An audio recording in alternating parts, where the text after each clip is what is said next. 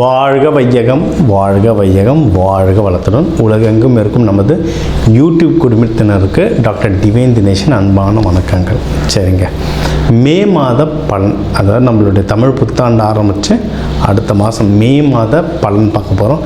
சித்திரை வைகாசி 2 மாதம் வருது இதில். ஓகே, சூப்பரான மாதம். ஏன்னா மே ஃபஸ்ட்டே எப்படின்னா தொழிலாளர்கள் தினம். முதல்ல எல்லாருமே தொழிலாளர்கள் தான். ஹவுஸ் ஒய்ஃபாக இருந்தால் கூட வீட்டில் அவங்களுக்கு தான் வேலை ஜாஸ்தி. அதனால் எல்லாருக்கும் ஃபஸ்ட்டு தொழிலாளர் தினம் வாழ்த்துக்கள். 1. 2வது கள்ளழகர் ஆற்றலில் எழுந்தருள்றது பெருமாள், அவருக்கான நல்ல விசேஷ நாள் மே 1. மே 30, 31 நம்ம தமிழ் கடவுள் முருகனுடைய வைகாசி விசாகம், சரியான பவர்ஃபுல் டே, பீக்கு பவர். முருகர்லாம் அந்த டைமில் அவர் பிறந்ததே என்னென்னா விசாக நட்சத்திரம், பீக்கு பவரில் இருப்பார். ஸோ இந்த மாதம் ஆரம்பிக்கிறதுலேருந்து முடிகிற வரைக்கும் பயங்கரமான ஃபெஸ்டிவல் தான், புனிதமான மாதம். சரி, இந்த புனிதமான மாதத்தில் நமக்கு எப்படி இருக்குது, நம்மளுடைய ரெகுலரான லைஃப் எப்படி இருக்குது, எந்தெந்த விஷயம்லாம் நம்மளுக்கு சாதகமாக இருக்குது, அதில் ஜெயிக்கலாம், எந்தெந்த விஷயத்துலலாம் நான் கொஞ்சம் உஷாராக இருக்கணும் அதை பார்ப்போம். இதில் எந்தெந்த தெய்வத்தை வழிபடணும், என்னென்ன பரிகாரங்கள் இல்லை என்னென்ன வழிமுறைகள்லாம் நான் பண்ணேன்னா எனக்கு இந்த மாதம் சூப்பராக இருக்கும்ன்றதை ஒவ்வொன்றா பார்த்து வருவோம். வாங்க. விருச்சக ராசி, விருச்சக லக்னம் எப்படி இருக்குது, சூப்பராக இருக்க டைம் இப்போதைக்கு. சரிங்களா, இன்னும் ஜூனுக்கு அப்புறம் தான் ரொம்ப நல்லாயிருக்கும். ஏன்னா குரு பகவான் உங்களை பார்ப்பார். இப்போ இந்த மே மாதமே சூப்பராக இருக்குங்க. ஓகே, முக்கியமாக நீங்கள் ஏதாவது வண்டி வாகனம் வாங்கணும், வீடு வாங்கணும். ஏன்னா எனக்கு தெரிஞ்ச நான் தொடர்ந்து சொல்லிட்டு நிறைய விருச்சகம் வீடு வாங்குறாங்க. விருச்சகம் வருதுனாவே இந்த இன்வெஸ்ட்மெண்ட் சம்மந்தமாக தான் வராங்கன்றது நல்லா தெரிஞ்சிடும் ஜாதகம் பார்க்கும்போது. அதனால் இப்போ காலகட்டம் ரொம்ப நல்லாயிருக்கு. என்னென்ன வாங்கணும் ஆசைப்படுறீங்களோ, இல்லை எதில் முதலீடு பண்ணணும்னு ஆசைப்படுறீங்களோ தாராளமாக பண்ணலாம். ஓகேவா, இது வீடு நிலம் இது மட்டும் இல்லை, கல்யாணம் கூட. கல்யாணமும் வாழ்க்கைக்கான அடுத்த முதலீடு தானே. ஸோ கல்யாணத்துக்கும் நீங்கள் ட்ரை பண்ணுறீங்கன்னா தாராளமாக ட்ரை பண்ணலாம். அந்த வீடு ரொம்ப நல்லாயிருக்கு. திருமணஸ்தானம் ரொம்ப நல்லாயிருக்கு. யாருன்னா ஏற்கனவே லவ் பண்ணுறீங்கன்னா அழகாக கல்யாணமாக மாற்றி விட்டுருங்க, ரொம்ப பெஸ்ட்டு. அதே மாதிரி வேலையிலையும் உங்களுக்கு ரொம்ப நல்லாயிருக்கு வாய்ப்புகள். வேலையில் நிறைய பேருக்கு ப்ரமோஷன் கிடைக்கவும் வாய்ப்பு இருக்குது. இல்லைன்னா அட்லீஸ்ட் குட் சேல்ரி ஹைக்காவது கிடைக்கும். அப்படி சேல்ரி ஹைக்கை தாண்டி சார் நான் ரொம்ப வருஷமாக இங்கே சேல்ரி ஹைக்கு வாய்ப்பே இல்லைன்னா வேறு ஜாப் மாறுங்க, இல்லை வேறு டீம் மாறுங்க. வேலை ஸ்தானம் நல்லாயிருக்கு. ஏன்னா எனக்கு நேற்று ஒரு ஜாதகம் அவங்க தான் சொன்னாங்க, எனக்கு ப்ரமோஷனே கிடைக்கல, நீங்கள் சொல்கிற மாதிரி வேலையில் சம்பளமே உயர்வு இல்லைன்னாங்க. எத்தனை வருஷமாம்மா வேலை செய்கிறீங்கன்னா, நான் ஒரு இடத்துல 8 வருஷமாக செஞ்சேன், போன வருஷம் தான் நான் வேறு புது வேலைக்கு மாறினேன்னாங்க. புது வேலைக்கு மாறினீங்கன்னா அதில் சம்பளம் ஏறும்ல? ஆமாம் ஏறும். அப்புறம் அவ்வளோதான், உங்களுக்கு இருக்கிற இடத்துல கிடைக்கும் வாய்ப்பு. கிடைக்கலையா, இன்னொரு இடத்துல கிடைக்கும், ஜம்ப் பண்ணுங்க. ஒரு தடவை உங்கள் ஜாதகத்தையும் பார்த்துக்கணும். இது பொதுவாக விருச்சிக ராசி லக்னத்துக்கு நல்லாயிருக்கு வேலை.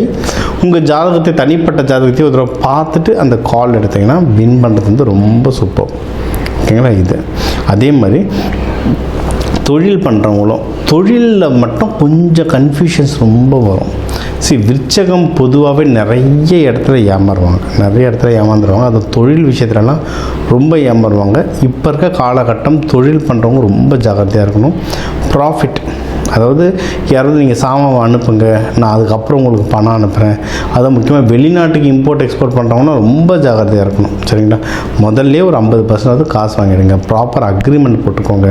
ஏன்னா நம்ம நேரமும் டஃப்பாக இருக்குது, உலகத்துலேயும் ரொம்ப டஃப்பாக போய்ட்டுருக்கு நேரம். அங்கங்கே ஷிப்பு ஃப்ளைட்டுன்னு எல்லாம் பிளாக் ஆகிட்டுருக்கு. நம்ம அனுப்புகிற சாமான் போய் ரீச் ஆக வேண்டிய இடத்துல ரீச் ஆகிறதும் கஷ்டமாக இருக்குது. அவங்க பணம் அனுப்புனா அது சேர்கிறதுக்கு ரொம்ப கஷ்டமாக இருக்குது. அதனால் பிஸ்னஸ் பண்ணுறவங்க ரொம்ப ஜாக்கிரதையாக பண்ணுங்கள், அது ரொம்ப முக்கியம். மற்றபடி நல்ல நியூஸ்ன்னு பார்த்தீங்கன்னு வச்சுக்கோங்களேன், உங்கள் 12, 2 குரு பகவான் இருக்கார். அப்போது நிறைய நல்ல நியூஸ் வந்துகிட்டே இருக்கும். கையில் பணமும் செலவாகும். ஆனால் என்ன நல்ல விஷயத்துக்கு செலவாகும். இப்போ எனக்கு தெரிஞ்சவங்கள அவர் விருச்சிக ராசி வீடு வாங்கினார், பிஸ்னஸில் இன்வெஸ்ட்மெண்ட் பண்ணார், ஃபாரினும் ட்ராவல் பண்ணார். கையில் காசே தங்கலை தினேஷனார். சார் இவ்வளோ பண்ணிட்டு இருந்தீங்கன்னா எப்படி கையில் காசு தங்கும்? ஆனால் நல்ல விஷயத்தை தானே போட்டிருக்காரு. அதனால் சுப விரயமாக வரும்.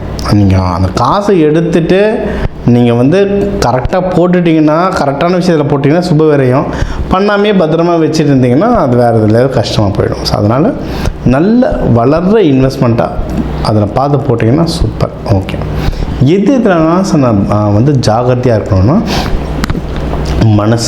மனசில் தான் ரொம்ப ஜாகிரதை. ஏன்னா ரொம்ப குழப்பம் வரும். 5ஆம் வீட்டிலலாம் சனி பகவான் இருக்கிறதுனால ரொம்ப குழப்பம் வரும் மனசில். முடிஞ்ச அளவுக்கு நல்ல மெடிடேஷன் பண்ணுங்கள், நல்ல யோகா பண்ணுங்கள். இல்லை உங்களுடைய கடவுள் அப்படின்னா முருகர் தான். முருகர் வள்ளி தேவானியோட. அப்படி இல்லைன்னா நீங்கள் வந்து துர்க்கை அம்மாவையும் வழிபடலாம்.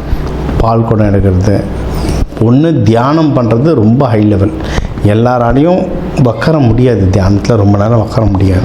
அப்போனா நீங்கள் வந்து பால் குடம் எடுக்கிறது, நிறைய பேர் அழகு குத்துவாங்க. உங்கள் வயசுக்கும் உங்கள் உடலுக்கும் எது ஏற்றதோ அந்த மாதிரியான ஆக்டிவிட்டீஸ் பண்ணுறாங்க. அப்படி எதுவுமே இல்லைன்னா பரவாயில்ல, இது பண்ண ஆரம்பிச்சிருங்க, பிரதர்ஷனம் பண்ண ஆரம்பிச்சிருங்க. கோவில் வந்து ஒரு 3 சுற்றுக்கு பதில் 10 சுற்று, தினமும் 10 சுற்றுன்னு சுற்றுங்க. அந்த மாதிரி பிரதட்சணம் பண்ணுங்க. ஆக்டிவிட்டி பண்ண உடலும் மனசும் ஒன்றிணையும். இணையே நீங்கள் வந்து வாழ்க்கையில் நல்லா முன்னேறுவீங்க. சரிங்களா? இதுக்கு தெய்வ வழிபாடு அப்படின்னு நீங்கள் பார்த்தீங்கன்னா முருகர், துர்க்கை, செவ்வாய்க்கிழமை செவ்வாய் ஹோரையில் வழிபாடு பண்ணுறது நல்லது. நீங்கள் வந்து கோவில்களுக்கு நல்லெண்ணெய் வாங்கி தந்தால் நல்லது. அதாவது இது வந்து நீர் ராசி, ஆனால் செவ்வாய் வீடு. ஸோ நீங்கள் வந்து நீர் கலந்த நெருப்பின எண்ணெய்ன்னு சொல்லலாம். ஸோ நீங்கள் வந்து முடிஞ்ச அளவுக்கு நல்லெண்ணெய் நீங்கள் வாங்கி கொடுக்க உங்கள் பேர்லேயும் உங்கள் குடும்பத்தின் பேர்லேயும் கோவில்களில் விளக்கு எரிய உங்கள் வாழ்க்கையும் அதே மாதிரி சுடர் விட்டு நல்லபடியாக எரியும். ஸோ இப்போ வந்து உங்கள் ராசிக்கு வந்து முக்கியமான தகவல் எல்லாமே பார்த்தோம். என்னென்ன ஓவராலாக எப்படி இருக்கும், பணம் எப்படி வரும், கடன் வாங்கலாமா வாங்கக்கூடாதா, வேலையில் முன்னேற்றம் எப்படி இருக்கும், தொழில் முன்னேற்றம் எப்படி இருக்கும், யாருக்கு கல்யாணம் நடக்கும் நடக்காது, என்ன பண்ணால் கல்யாணம் நடக்கும், மகப்பேறு பற்றி, உடல்நிலை, இந்த கோர்ட்டு கேஸு, சண்டை சச்சரவு, எல்லாம் ஒரு வாழ்க்கையில் வர முக்கியமான பிரச்சனைகள், முக்கியமான விஷயங்கள் எல்லாத்தையும் பார்த்துட்டோம். இப்போ நம்ம உலகத்தில் பார்த்திங்கன்னா ஒரு 12 கோடி தமிழர்களாவது இருப்பாங்க. ஒரு ராசி ஒரு கோடின்னு எடுத்தாலும் அவ்வளோ பேருக்கும் நம்ம வந்து பொது பலன்னு சொல்லியிருக்கோம். கைரேகை மாதிரி ஒவ்வொருத்தருக்கும் அவங்களுடைய சார்ட், ஜோதிடம் வந்து அவங்களுக்கு மாறும். சரிங்களா? இப்போ நம்ம பொது பலன் சொல்லியிருக்கோம். இதில் உங்களுக்கு எது மேட்ச் ஆகுதோ, இல்லைன்னா உங்களுக்கு வந்து வீட்டில் ஒரு முக்கியமான விஷயம், சார் கல்யாணம் நடக்க போகுது, இல்லை இப்போ நிறைய பேர் இந்த ஐவிக்கு வருவாங்க. ஐவி டெஸ்டிங்க்கு நாங்கள் எப்போ டாக்டரை பார்க்கலாம், எந்த நேரத்தில் பண்ணிக்கிட்டால் நல்லதுன்ட்டு அந்த மருத்துவ ஜோதிடம் பார்க்க வருவாங்க. இந்த மாதிரி முக்கியமான விஷயங்கள் ஏதோ இருக்குது, வீடு வாங்க போகிறேன், டிராக்டர் வாங்க போகிறேன், அந்த மாதிரி முக்கியமான விஷயம் இருக்கலாம், என் நம்பர் இருக்குது, கன்சல்ட்டிங் எடுத்துக்கோங்க. அதை வந்து கிளியராக பார்த்து சொல்லலாம்.